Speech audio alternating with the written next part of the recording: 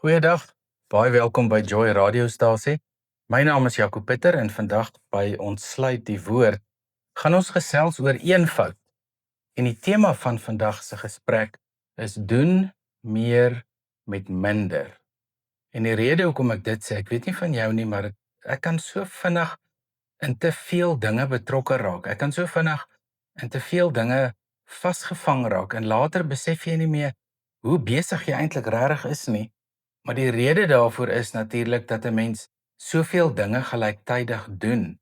En baie keer vereis die lewe dit van ons dat ons hierdie dinge so moet doen en dit is ons verantwoordelikhede en ons werk vereis dit. Maar dit kan ook wees dat jou dagskedules dit vereis, dat die mense van jou verwag en dat jy 'n verantwoordelikheid het teenoor jou werkgewer en wie ook al. Maar boonbehalwe ons persoonlike lewe wat so besig is, dink ek sal jy met my saamstem dat alles in die lewe meer kompleks raak. En daar's soveel dinge wat alles kompliseer. Gaan kyk na die politiek in die wêreld wat dinge so kompliseer, wat vrede bedreig en wat samehorigheid van die mensdom bedreig, waar verskillende leiers hulle eie stempels oral sal afdruk, so asof hulle in 'n kompleks vasgevang raak dat hulle soos 'n god die wêreld kan beheer. En ons noem dit die oorsonde hubris. Hubris is wanneer die mens homself as 'n god beskou. En hierdie tipe mense maak die lewe baie moeilik en dit affekteer ook ons geloofslewe. En sonder dat ons baie keer daarvan weet of daarvan bewus is, het hierdie buitedinge 'n geweldige impak op ons innerlike wêreld. So ons moet vandag onderskei tussen eenvoud wat ons intern beleef en eenvoud wat ons ekstern beleef. En dan dit wat ons ekstern beleef, praat ons natuurlik van ons omgewing. Ons praat van die omgewing waar ons woon. Ons praat van die omgewing waar ons werk. Ons praat van die omgewing tussen die mense wat ons die huis mee deel of die dorp of die stad mee deel. En ons praat van die omgewing op die snelweë en die verkeer en die mense rondom ons en so aan. So die eksterne omgewing is baie groot en baie wyd. En dan praat ons van ons interne omgewing. En in ons interne omgewing is dit waar ons selfspraak 'n belangrike rol speel. Dit is ons geloofslewe wat 'n groot rol speel. Dit is ons kennis van die skrif. Dit gaan oor die teenwoordigheid van Gees. Dit gaan oor die vrede van God wat in ons lewe is. Dit gaan oor hoe ons na die wêreld kyk, ons wêreldbeeld en so aan. Maar die interne wêreld is natuurlik die wêreld wat ons kan reguleer. Die eksterne wêreld kan ons nie regtig so reguleer soos wat ons die interne wêreld kan reguleer nie. En dit is asof ons elke jaar meer en meer oorlaai word met inligting en werk. Dit is asof die tempo net die hele tyd versnel, eksponensieel vinniger word en asof ons nie 'n beheer daaroor het nie. En hierdie eksponensiële versnelling van werk en inligting gaan natuurlik nie ophou nie. Dit gaan nog steeds voortduur en ons gaan nog steeds gekonfronteer word met hierdie komplekse dinge in die lewe. So elke jaar het ons meer tegnologie. Die tegnologie neem toe. Elke jaar begin ons nou meer en meer die kunsmatige intelligensie gebruik. Begin mense met ChatGPT gesels of met Gemini of watter model daar ook al is. En sommige mense vra selfs hulle lewensvrae vir hierdie modelle en begin hulle lewe daarvolgens inrig in steede daarvan dat hulle mens tot mens met mekaar kommunikeer. So een van die dinge wat ons in ons eksterne omgewing verloor en begin verloor is die mens tot mens kontak. En ons raak te besig, ons het te veel eisters in die vuur. Ons lewenswyse en eise van die lewe dring ook ons geestelike lewe binne en dit gaan ek 'n paar keer herhaal want ons moet besef hoe ons geestelike lewe beïnvloed word deur die eksterne omgewing. En dit bring dan mee dat ons tipe geloofsvrae het wat ons nie kan beantwoord nie en dit bring mee dat ons met probleme sit waaroor ons geen beheer het nie in ons geloofslewe. So een ding wat ons besig is om te verloor in die eksterne omgewing is ons mens-tot-mens kontak. En soos ek gesê het, mense gesels met die kunsmatige intelligensie modelle. Sosiale media is die kontakpunte van mense, selfoonkontak, en ons sal meer moeite moet doen om mens-tot-mens kontak te maak. Dit bring ons dan natuurlik by ons skedules en hoe ons in ons skedules elke dag dinge indruk sodat ons dit kan doen. En baie mense sê hulle kan dit nie doen nie, hulle is te besig. Of hulle kan nie nou by 'n plek inskakel nie want hulle kinders is te besig. En ons lewenskwaliteit word beïnvloed omdat ons te besig geraak het. En ons het heeltemal te besig geraak met alle fasette van die lewe. En ons moet besef dat ons soms so ver agter is dat dit lyk asof ons voor is. Ek lees van 'n persoon wat sê ons kalenders is vol, maar ons geestelike lewe is leeg. En dit is 'n verskriklike ding om te hoor en maar ook iets om oor na te dink, want dit laat ons regtig dink oor waarmee ons besig is. Daarom het ons in ons lewe onderskeiding nodig. En dit is die skrif, dit is die woord van die Here wat ons in ons interne omgewing help om te kan begin onderskei oor nie net wat intern gebeur nie, maar ook dit wat in die eksterne omgewing rondom ons aan die gebeur is. En ons het geestelike onderskeiding nodig om intern te onderskei waarop dinge werklik neerkom. Dink byvoorbeeld aan Paulus se skrywe in Filippense 1 vers 9. Ook bid ek dat julle liefde al hoe meer sal toeneem in begrip en fyn aanvoeling, sodat julle die dinge sal kan onderskei waarop dit werklik aankom.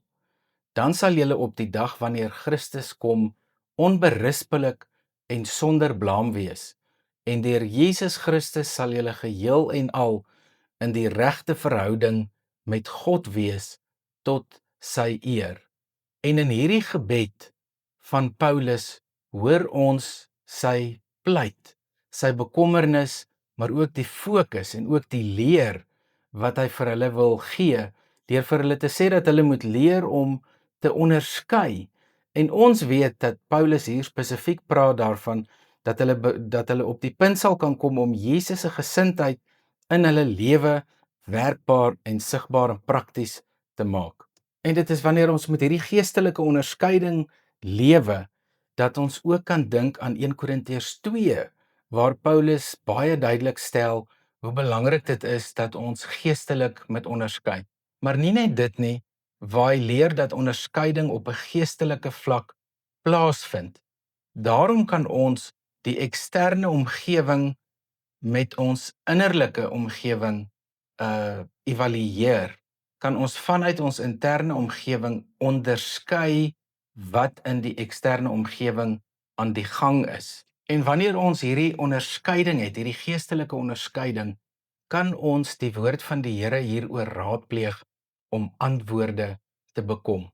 In 1 Korintiërs 2 skryf Paulus dit baie duidelik. Tog is wat ons verkondig wysheid, maar net vir die wat daarvoor ryp is, en dan 'n wysheid wat nie van hierdie wêreld is of van die heersers van hierdie wêreld nie. Hulle is buitendien aan die ondergang. Wat ons verkondig is die wysheid van God, die verborgde waarheid wat bedek was en wat God van ewigheid af vir ons bestem het tot ons ewige heerlikheid. Nie een van die heersers van hierdie wêreld het hierdie wysheid geken nie. As hulle dit geken het, sou hulle nie die Here van die heerlikheid gekruisig het nie. En hier sien ons alreeds die onderskeid wat Paulus maak. Hy praat van die wysheid van hierdie wêreld en hy praat van die wysheid van God. En die wysheid van God moet ons help om te onderskei. Ons kan nie die wysheid van die wêreld in ons lewe inlaat of toepas om ons intern te kontroleer nie. Aan ons dan, sê Paulus in vers 10, het God dit deur die Gees bekend gemaak, want die Gees deursoek alle dinge, ook die diepste geheimenisse van God. En die Gees het aan ons bekend kom maak wie Jesus is, dat alles wat Jesus gesê die waarheid is, en dat alles wat Jesus gesê het vir ons in ons lewe leer om vorentoe te gaan en vir ons ook leer om ons lewe sinvol in te rig en leer ook vir ons om ons interne wêreld volgens sy wysheid en sy gees in te rig. En dan gaan Paulus verder in vers 11, watter mens ken die verborgde dinge van 'n mens, behalwe die gees van die mens wat in hom is? So ook ken niemand die verborgde dinge van God nie, behalwe die gees van God. Die gees wat ons ontvang het, is nie die gees van die wêreld nie, maar die gees wat van God kom. So weet ons dat wat God ons uit genade geskenk het. Dit verkondig ons ook nie met geleerde woorde wat menslike wysheid ons leer nie, maar met woorde wat die Gees ons leer. Hier maak Paulus dus 'n baie duidelike onderskeid tussen die Gees van God en die Gees van die mens. Die mens kan God slegs leer ken deur die Heilige Gees wat die waarheid van God in ons harte bevestig. So God se Gees is gestuur deur die Vader en daardeur kom genade. En dan moet ons ook onthou dat die gees van die mens bedrog kan pleeg, dat die gees van die mens vol valsheid kan wees. Wanneer die gees van die mens nie deur die gees van God volgemaak word nie, sal die gees van die mens glad nie kan onderskei waarop dinge regtig neerkom nie. En dit kan dan beteken dat die gees van die mens baie foute maak. So ons verklaar dus geestelike dinge aan mense wat die gees het, skryf Paulus. Die mens wat nie die gees van God het nie, aanvaar nie die dinge van die gees van God nie.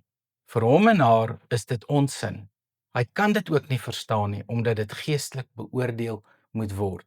So, wanneer jy die gees van God het, kan jy dinge geestelik beoordeel, sê Paulus baie duidelik. Maar as jy nie die gees van God het nie, kan jy nie dinge geestelik beoordeel nie. Die mens wat die gees van God het, kan die waarde van alle dinge beoordeel, maar selfs kan hy deur geen mens beoordeel word nie.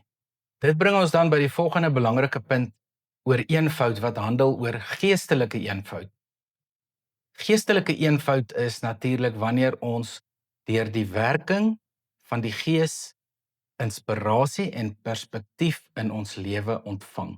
So geestelike eenvoud is wanneer ons regtig afhanklik van God is, na God luister, op God alleen aangewese is en ons lewe volkome aan hom gee.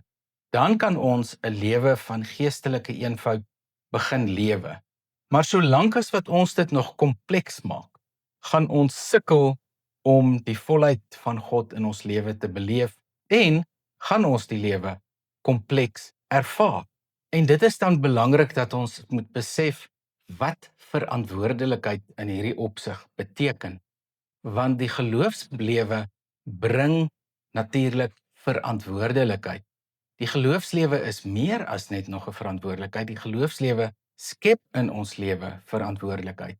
En hierdie verantwoordelikheid is om te besluit om nie meer die lewe kompleks te maak of kompleks te verstaan nie, maar om onder leiding van die Gees in eenvoud te reageer. En dit sal ons leer wanneer ons saam met die Here stem. So kan hierdie nie genoeg herhaal en beklemtoon hoe belangrik dit is dat ons hierdie in ons lewe moet snap en verstaan nie. Maar dan moet ons ook onthou aan die ander kant, geloof kan uitputtend wees as ons onsself oorwerk. Dink byvoorbeeld aan Jesus se moegheid as gevolg van die intensiteit van die werk wat hy gedoen het. Hy het op die skuit aan die slaap geraak. So dit kan wees dat ons geloofslewe so kompleks maak dat dit ons uitput, dat dit ons moeg maak en dat ons op 'n punt kom wat ons nie meer die volle perspektief op alles het nie. So ons kan onsself ooreis. Wanneer ons onsself ooreis vir die regte redes, is dit iets anders. Maar wanneer ons onsself ooreis net om ter wille van betrokkenheid of ter wille daarvan dat mense my moet sien, maak ons 'n baie groot fout wat ons geestelik sal uitput. So geloof kan uitputtend wees, maar geloof waar ons hard werk, maak dat ons moeg word. Maar weer eens, ons moet versigtig wees dat ons nie te veel eisters in die vuur het nie, want die probleem kan ontstaan wanneer jy meer uitgee as wat jy inkry. So ek wil dit weer herhaal. Die probleem vind plaas wanneer ons meer uitgee as wat ons inkry.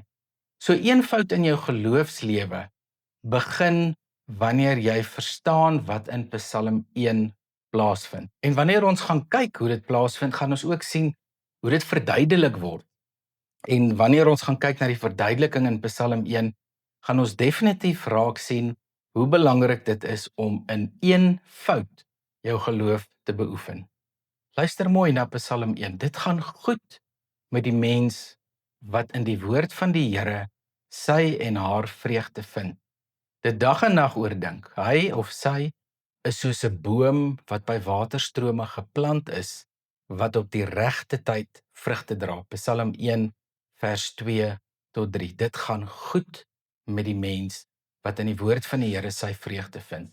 So as ons onsself intern wil kontroleer, dan moet ons begin deur in die woord van die Here vreugde te vind. Ons moet begin deur ons antwoorde, ons oplossings in die woord van die Here te soek en te vind.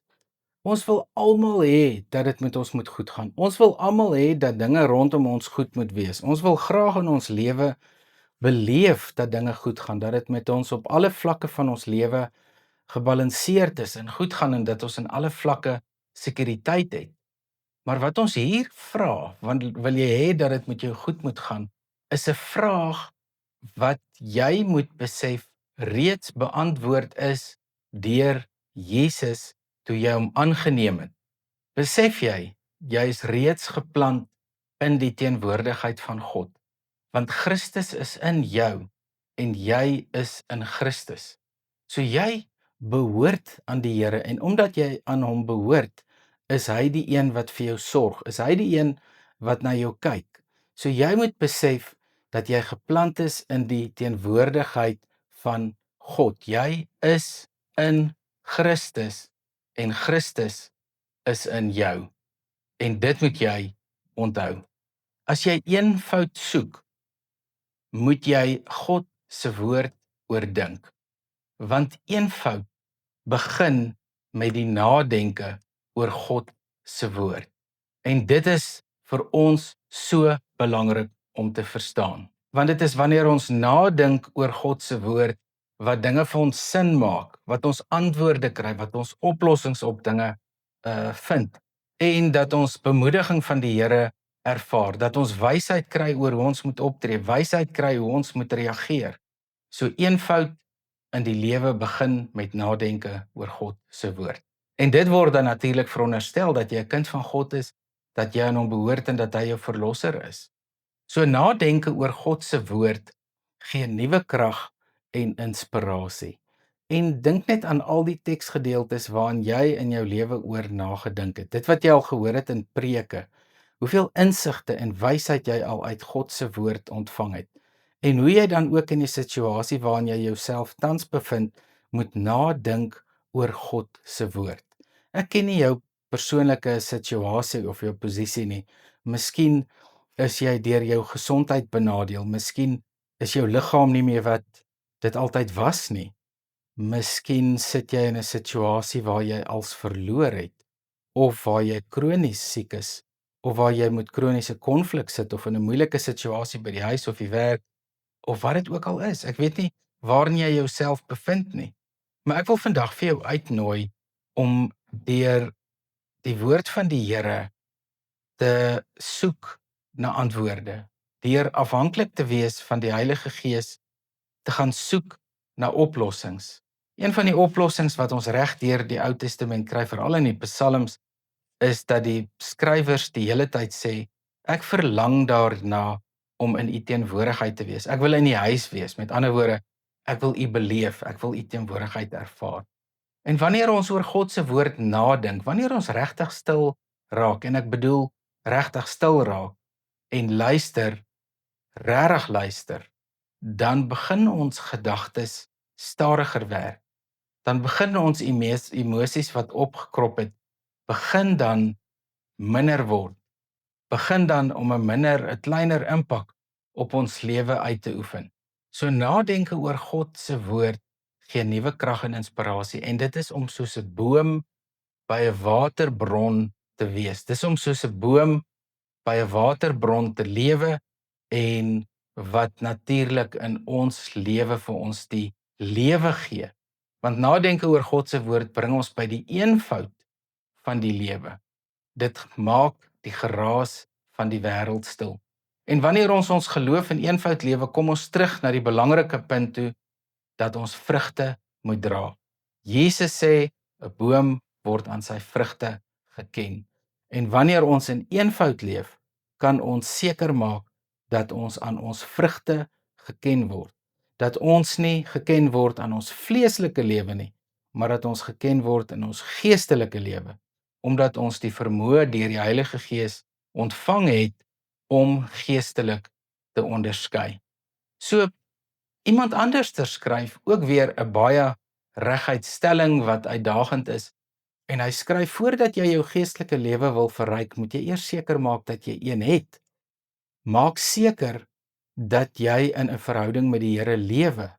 Maak seker dat jy in eenvoud hierdie geloof kan uitleef.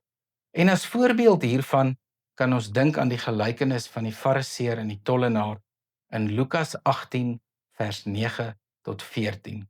Ons lees daar: die Fariseer was vol van homself in sy gebed, en dan maak hy die volgende opmerkings: O God, ek dank U dat ek nie soos ander mense is nie, diewe, bedrieërs, egbrekers, en ook nie soos hierdie tollenaar nie. Ek vas 2 keer per week en gee my volle tiende. Jesus vertel hierdie gelykenis om 'n baie belangrike punt te illustreer. Maar die tollenaar het ver bly staan. Hy wou nie eens opkyk na die hemel nie. Hy het bedroef op sy bors geslaan en gesê: O God, wees my sondaar genadig. En Jesus maak dit dan duidelik dat die tollenaar se saak met die Here reg was en nie die Fariseer nie. En hier leer ons wat die eenvoud van die geloof is. Die eenvoud van die geloof is om soos 'n sondaar voor die Here eerlik en opreg te wees, nie vol met die menslike hubris en die menslike idee dat ons soos 'n God is wat ons eie lewe kan bepaal en ons eie interpretasies kan maak met ons lewe wat ons wil nie, maar dat ons voor die groot God sal staan in ons gebrokenheid en in ons eenvoud. En wanneer ons onder die beheer van die Here staan, sal ons bevestig en sal ons besef dat ons gefestig is in die goeie nuus van ons Here Jesus Christus. Ons is gefestig in sy nuus. Met ander woorde, ons moet ons besig hou met dinge wat regtig saak maak, en dit is deel van die eenvoud of lewe in eenvoud, is om eenvoudig te doen wat die Here van jou verwag. So sekere dinge beteken nie veel van jou geloof nie. So ons moet versigtig wees dat ons tyd mors met onbenullige dinge in ons geloof. Ons moet seker maak dat dit wat ons in ons geloof doen belangrik is en dat die Here daardeur verheerlik word. Daarom moet jy die Here se wil soek in alles wat jy doen. Dit vereis dat ons gedagtes moet hou op die regte dinge van die Here, op die Here self. Kolossense 3: rig jou gedagtes op die dinge daarbo waar God is, nie op die dinge hier op aarde nie. So ons moet ons gedagtes laat nuut maak deur God. Ons moet die Here toelaat om ons gedagtes te transformeer. Daarom moet ons God se wil soek in alles wat ons doen.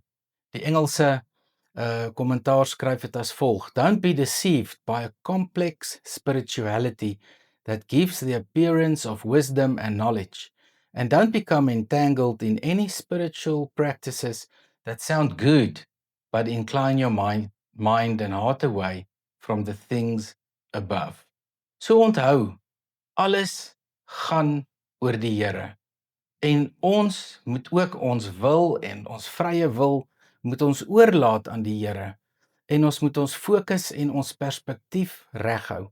As ons in eenvoud wil leef, sal ons met dissipline moet leef om seker te maak dat ons hierdie perspektief altyd in ons lewe laat seëvier. So ontwikkel die perspektief dan vanuit 'n Bybelse perspektief en leer Jesus beter ken. En dan moet ons onthou dat die kruis van ons Here Jesus Christus die kern is van waar jy jou teologie van af ontwikkel, jou studie van God se woord, jou verstaan van God. En dan sien ons die boodskap van die kruis is wel onsin vir die mense wat verlore gaan, maar vir ons is dit die krag van God. En daarom moet ons onthou dat vir ons is die kruis die krag van God. Maar ons moet verstaan dat die mense wat verlore gaan dit sien as onsin. So geloof gaan dan daaroor dat jy Jesus volg. Jesus sê baie duidelik in Lukas 9 vers 23: As iemand agter my wil aankom, moet hy homself of haarself verloon, elke dag sy kruis opneem en my volg. So, dit bring ons by die punt dat ons moet besef dat ons geloof in God se woord geanker moet wees. So die Bybelse inligting oor God moet vir jou belangriker wees as enige ander inligting. Die Bybel is normatief en is beskrywend van wie God is en natuurlik is die hoofmanier om God te ontmoet deur middel van sy woord en die werking van die Gees is. En dit moet ons ook in ons lewe onthou. Alle ander ervarings met God wat nie met die skrif begin nie, moet aan die woord getoets word.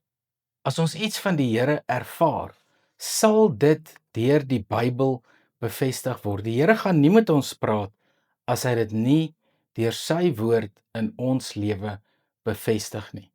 En dan natuurlik is dit vir ons belangrik wanneer ons gaan kyk na ons geloof in eenvoud, hoe belangrik dit is dat ons geloof beleef in die gemeente. So wanneer ons geloof in eenvoud wil beleef, is die gemeente die regte plek. Jou geloof kom tot uitdrukking tussen medegelowiges. Jy word versterk en bemoedig. Die wêreld natuurlik promoveer 'n kerklose lewe, maar ons weet in Hebreërs 10 vers 25 staan dit baie duidelik. Ons moenie van die samekomste van gelowiges wegbly soos party se gewoonte is nie. Maar ons moet mekaar eerder aanmoedig om daarheen te gaan, en dit des te meer na mate julle die oordeelsdag sien naderkom. Ons is lede van sy liggaam, Efesiërs 5 vers 30 en 1 Korintiërs 12. En daarom het ons die liggaam van Christus nodig. Ons sien ook dat die kerk vir Jesus belangrik is, want Jesus sê vir Petrus, jy is Petrus en op hierdie rots sal ek my kerk bou en die magte van die doderyk sal dit nie oorweldig nie. So die kerk is 'n plek wat vir die Here Jesus baie belangrik is. En dan moet ons versigtig wees vir wanpersepsies in ons lewe. Die feit dat jy 'n eenvoudige lewe leef, beteken jy moet dissipline hê. Eenvoud kom nie sonder dissipline nie. Die tweede wat ons natuurlik moet versigtig wees, die feit dat jy jou geloof in eenvoud uitleef, beteken nie jou lewe sal oor die algemeen in eenvoud geleef word nie. Jou eksterne wêreld sal nie eenvoudig raak as jy intern eenvoudig leef nie. Jy moet ook jou eksterne wêreld op 'n eenvoudige manier struktureer. Daar kan 'n spanning heers tussen wat ons in ons geloof ervaar en wat ons in die lewe ervaar. Om jou geloof in eenvoud te leef is nie 'n eenmalige gebeurtenis nie. Om jou lewe in eenvoud te leef is 'n lewenslange proses. Om jou geloof in eenvoud uit te leef beteken nie om jou geloofslewe af te skeep nie. Om jou lewe in eenvoud te leef kan ook nie jou siel red nie. Niks wat jy doen kan jou red nie. Jesus sê in Matteus 16, want wie sy lewe wil behou sal dit verloor, maar wie sy lewe ter wille van my verloor, sal dit terugkry.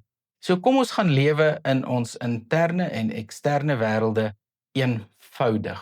Kom ons maak dit dat ons in eenvoud in ons geestelike lewe leef, maar dat ons ook in ons eksterne wêreld eenvoud sal inkorporeer, sodat ons met liefde en vrede en vreugde kan lewe en met dankbare harte na die Here kan kyk wat vir ons sorg.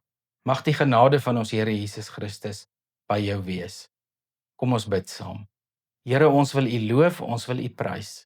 Dankie Here dat U vir ons help om 'n lewe in eenvoud te leef, 'n lewe van dankbaarheid, 'n lewe van genade, 'n lewe vol van U, en dat ons in ons lewe kan weet, Here, dat U na ons kyk, dat U vir ons sorg, dat U altyd daar is. Ons loof en prys U daarvoor in Jesus se naam. Amen.